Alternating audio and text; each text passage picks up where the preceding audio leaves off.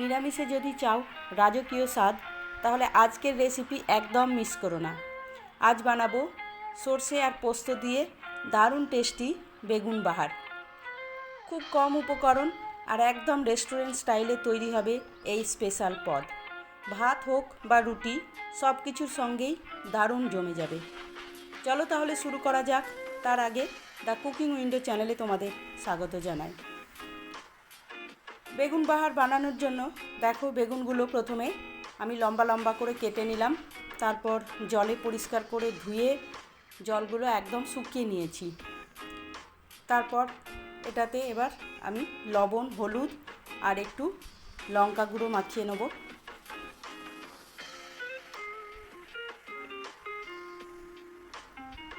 এই যে দেখো, লবণটা দিয়েছি, হলুদটা দিলাম আর সামান্য একটু কাশ্মীরি লাল লঙ্কা দেব। দিয়ে এটাকে খুব ভালো করে মাখিয়ে নেব। সব বেগুনের গায়ে লবণ হলুদগুলো সুন্দর করে মাখিয়ে নিয়ে নেব।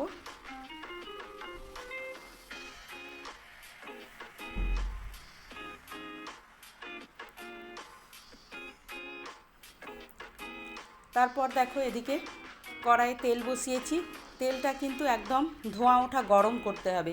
ধোঁয়া ওঠা গরম তেলে যদি বেগুন ভাজা হয়, তাহলে বেগুনে বেশি তেল টানে না। সেই জন্য খুব গরম তেলে বেগুনগুলো দিয়ে দিলাম।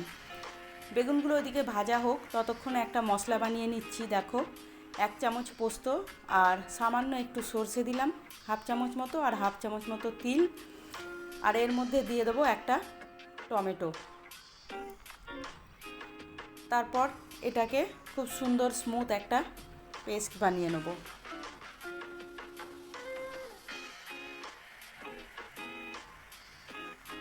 আর এদিকে বেগুনগুলো দেখো এক সাইড ভাজা হয়ে গেছে। এবার এগুলো উল্টে দেব, দিয়ে অন্য সাইডটাও ভেজে নেব। আর গ্যাসের আঁচটা কিন্তু আমি একদম কমাইনি, ফুল আঁচেই বেগুনগুলো ভাজছি। ফুল আঁচে বেগুনগুলো ভাজলে বেগুনগুলো নরমও হয় না, অথচ বেশ লাল লাল করে ভাজা হয়ে যায়। সেই জন্য বেগুন ভাজার সময় সব সময় গ্যাসটা বাড়িয়ে রাখতে হয়। আর বেগুনটা তুলবো তখনও কিন্তু গ্যাসটা একদমই কমাবো না। ফুল আছে বেগুনগুলো দেখো ভালো করে ভেজে নিলাম লাল লাল করে। তারপর এই বেগুনগুলো সব তুলে নেব। আর বাকি যে বেগুনগুলো আছে সেগুলোও দিয়ে দেবো।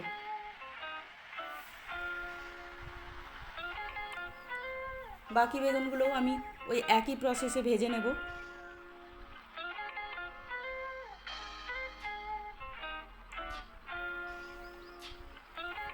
এই যে দেখো, এই বেগুনগুলোও ভাজা হয়ে গেছে। এখন ওই তেলেই অল্প একটু কালো জিরের ফোড়ন দিয়ে দিলাম। কালো জিরেটা ভাজা হয়ে গেলে ওই যে মশলাটা বানালাম, সেই মশলাটা এর মধ্যে দিয়ে দিলাম, তিল, পোস্ত আর একটু সর্ষে দিয়ে। তারপর এই মশলাটা আমি ভেজে নেব।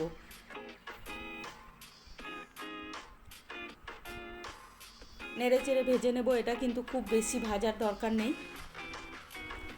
অল্প একটু ভেজে তারপর এর মধ্যে সামান্য একটু লবণ, হলুদ আর একটু জিরে গুঁড়ো আর একটু লঙ্কা গুঁড়ো দিয়ে দিলাম।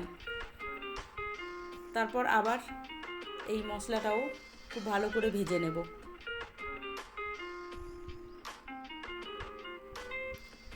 দেখো, ভাজা হয়ে গেছে, পুরো কড়াই ছেড়ে দিয়েছে মশলাটা।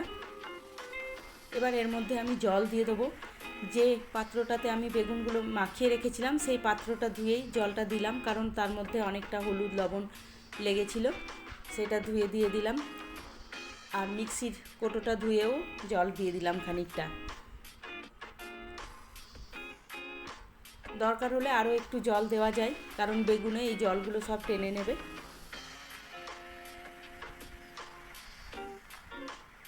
এই যে দেখো, আরও একটু জল দিয়ে দিলাম। এবার আমি এই গ্রেভিটা একটু ফুটতে দেব। গ্রেভিটা এখন ফুটতে শুরু করেছে দেখো। আবার এটা একটু খুন্তি দিয়ে ভালো করে নাড়িয়ে চাড়িয়ে এর মধ্যে বেগুনগুলো আমি একটা একটা করে ছেড়ে দেবো।